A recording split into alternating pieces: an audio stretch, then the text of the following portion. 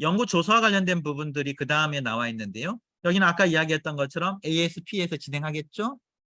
만들어가는 과정입니다. development, 만들어가는 과정이고요. 이때 핵심적인 인물이 파멜라 노티 박사입니다. 이분의 이야기는 뒤에 이분들이 인터뷰에서 싣고 있기 때문에 거기 가서 한 번 더 확인을 하도록 하고요. 그가 했던 여러 가지 연구 사업들, 아까 우리가 했던 그 로버트 우드 존슨 재단에서 진행을 했던 여러 사업들이 있죠. 현금과 상담, 여러분들이 이제 아시는 그것들의 평가를 여기서 이제 노티 박사가 주도적으로 진행하는 것들이 나오고요. 그 다음에 이제 지난번에 서울장애인 자립생활센터에서 사업을 했을 때 우리가 번역해서 사용했던 핸드북을 만드는 작업도 역시 노티. 그 다음에 사례 연구에 대한 부분도 노티. 이렇게 하면서 이것들을 개발해내는 일들을 쭉 진행을 하고 있는 모습들이 보이고요. 그 다음에 규정을 만들기 시작합니다. 규정은 아까 이야기했던 것처럼 CMS에서 주도적으로 만들고요. 여러분들 이제 익숙하지 않으시니까 단어들이, 그 기관들이 조금 오늘은 어수선하게 어렵게 느껴질 수도 있는데요. 뭐 미국의 이야기다 보니 그런데요. 규정에서 핵심적인 내용은 사람 중심 계획을 활용하는 것입니다. 사람 중심 계획을 활용하는. 그래서 제가 실적으로 개인 예산 관련된 내용들을 쭉 보러 다니면서 사람 중심 계획이 먼저구나 이런 생각을 했던 것이 이제 이러한 이유였었고요. 그 다음에 이제 옴스테드 대부분의 결정 때문에 각 주들이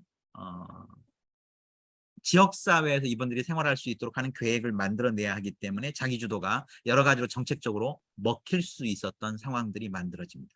그러면서 연방정부는 CMS를 통해서 메디케이드 예산을 가지고 좋은 계획서 예산을 더 많이 주는 형태로 이 내용들을 유도하게 되는 상황들이 되는 거죠. 그 다음에 특정 인구층을 위한 개발, 노인과 장애인, ACL에서 진행하는 내용이죠. 퇴역군인, VHA에서 진행하는 내용이죠. 여러분들 이제 쭉 그것들은 한번 보시면 이제 이해가 되시겠죠. 그 다음에 정신장애와 관련된 부분들은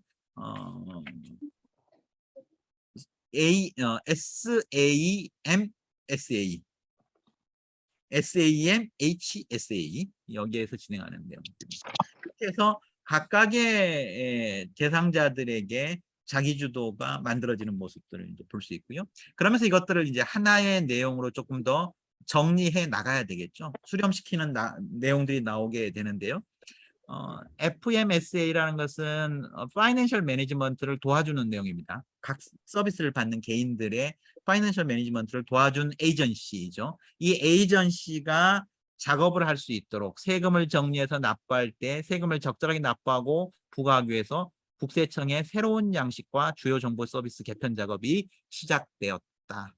그래서 제도가 이제 하나씩 만들어지는 거고요. 그 다음에 노동부에 의해서 연방 최저임금 초과금부 자체도 돌봄 노동자들에게 적용되게 하였다. 그렇죠?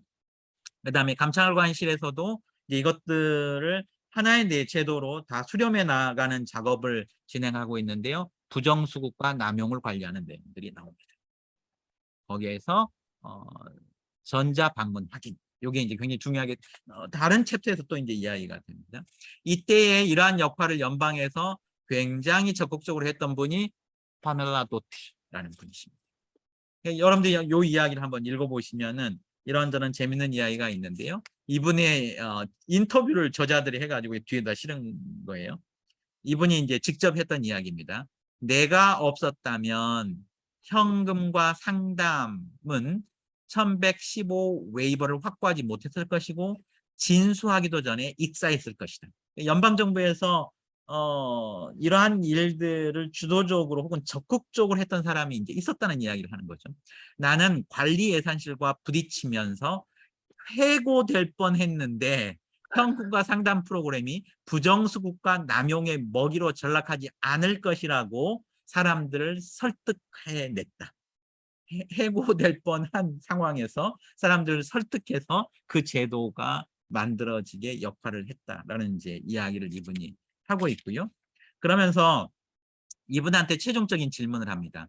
정부가 어떤 역할을 해야 됩니까? 이런 일을 진행하는 데 있어서 이렇게 했더니 그러니까 자기주도, 개인 예산 제도를 만들어내는 데 있어서 정부의 역할은 도대체 뭡니까?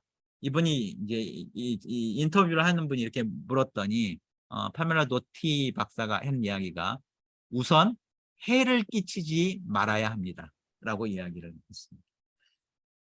그러니까 정부는 사실은 이것들이 확산될 수 있도록 지원하는 것과 이것들이 어떤 일정한 수준으로 모아질 수 있도록 여러 가지 것들을 또 지원하는 역할을 하는데 정부가 주도적으로 이것들을 진행하는 것들에는 일정한 한계가 있다는 이야기로 저는 이해가 되고요. 그래서 이 챕터의 제목도